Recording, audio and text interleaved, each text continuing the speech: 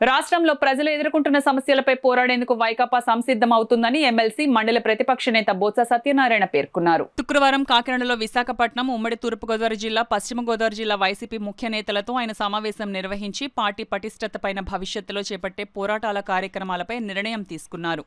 ఈ సమావేశం అనంతరం ఏర్పాటు చేసిన మీడియా సమావేశంలో మండలి ప్రతిపక్ష నేత ఎమ్మెల్సీ బొత్స సత్యనారాయణ మాట్లాడుతూ ఇక ప్రజా సమస్యలపై పోరాటాలను చేసేందుకు పార్టీ నిర్ణయం తీసుకుందన్నారు.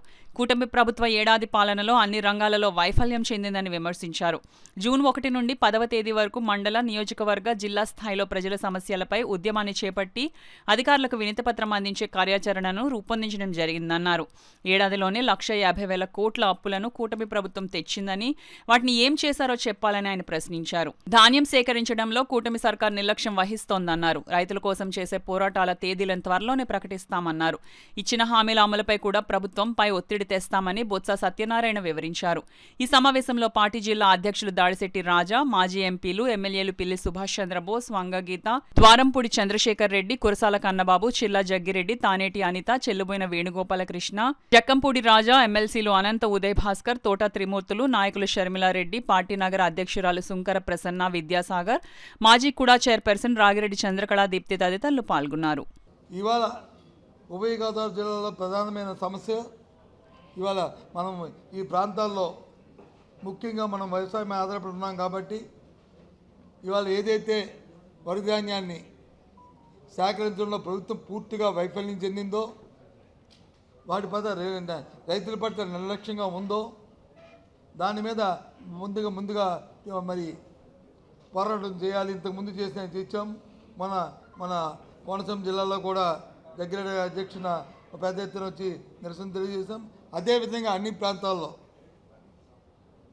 ఈ 5 జిల్లాల్లోనూ ఆయా స్థానిక నాయకత్వాలు జిల్లా వ్యాప్తంగా చేస్తామా, జిల్లాలో లేదు నియోజకవర్గం చేస్తామో స్థానిక నాయకత్వం తెలుసుకుని ఎక్కడైతే సమస్య ఉందో ఆ సమస్య పట్ల ప్రత్యక్షంగా క్షేత్రస్థాయిలో పోయి క్షేత్రస్థాయిలో చూసి దాంతోపాటు అక్కడ ఉన్న స్థానిక అధికారులకి దాని మీద వినతిపత్రం ఇచ్చి ఒత్తిడి తీసుకొచ్చి చేయాలనేది మరి రెండో దీనికి నిర్ణయం తీసుకున్నాం. వాటితో పాటు అలాగే యాక్వా రైతులు పడుతున్న ఇబ్బందులు, ఓ పక్క వచ్చి పండిన పంటకి రొయ్యకి వచ్చి ధర లేదు, రెండో పక్క వచ్చి ఫీడ్ రేట్ వచ్చి పెరిగిపోయింది. రాష్ట్రంలో మొత్తం ఉన్న ఎవరైతే ఈ ఎక్స్పోర్టర్స్ కానీ లేకపోతే ఫీడ్ సప్లై చేస్తున్న కంపెనీస్ ఎవరైతే అందరూ కూడా కాటన్ అయిపోయారు, అందరూ లాలుచి అయిపోయారు. అందరూ కలిసి మరి ఈ ప్రభుత్వం తాలూకు ఒత్తాసుతో వాళ్ళు రైతాంగాన్ని దోపిడీ చేస్తున్న ఈ నేపథ్యంలో దాని మీద కూడా ప్రధానంగా పోరాటం చేయాలని నిర్ణయం తీసుకున్నాం. మరి దాంతోపాటు మన తూర్పుగోదావరి, వెస్ట్ గోదావరిలో మెట్ట ప్రాంతమైన పోలవరం ప్రాంతాల్లో ముఖ్యంగా పొగాకు మీద రైతు పడుతున్న ఇబ్బంది, పొగాకును కొనే నాదురాలు లేని పరిస్థితి. ఇక్కడే కాదు, గుంటూరు, ఒంగోలు ప్రాంతాల్లో కూడా ఈ పరిస్థితులు ఉన్నాయి. ఈ నేపథ్యంలో ఇంతకుముందు రాష్ట్ర ప్రభుత్వం మన నాయకత్వ జగన్మోహన్ రెడ్డి గారి పరిపాలనలో, ఆయన నాయకత్వంలో గత ప్రభుత్వంలో ఏ రకంగా ప్రభుత్వం వచ్చి పొగాకు రైతులు ఆదుకుందో, పొగాకే మా ప్రభుత్వం మార్కెట్ ఇంటర్వెన్షన్ చేసి పొగాకుని తెచ్చి కొని టొబాకో బోర్డుకి అమ్మించి ఏ విధంగా రైతులను ఆదుకున్నామో ఆ రకమైన చర్యలు తీసుకోవాలని ప్రభుత్వం ఒత్తిడి తీసుకోవాలని నిర్ణయం చేసుకున్నాం. ఈ నేపథ్యంలో ఆలోచన చేసినప్పుడు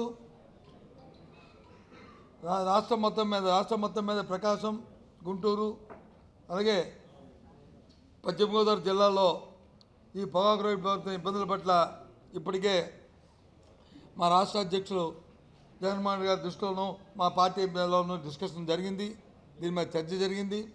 ఆయన కూడా ప్రత్యక్షంగా క్షేత్రస్థాయిలో ఎక్కడైతే ఉన్నాయో ఆ మార్కెట్ యార్డ్స్కి పోయి ఆ రైతులతో ఇంటరాక్ట్ అయ్యి జరుగుతున్న పరిస్థితులు తెలుసుకొని ప్రభుత్వం మీద ఒత్తిడి తీసుకురావడానికి ఇప్పటికే నిర్ణయించుకున్నాం. త్వరలోనే ఆ డేట్ను కూడా ప్రకటించడం జరుగుతుందనే విషయాన్ని తెలియజేస్తున్నాం.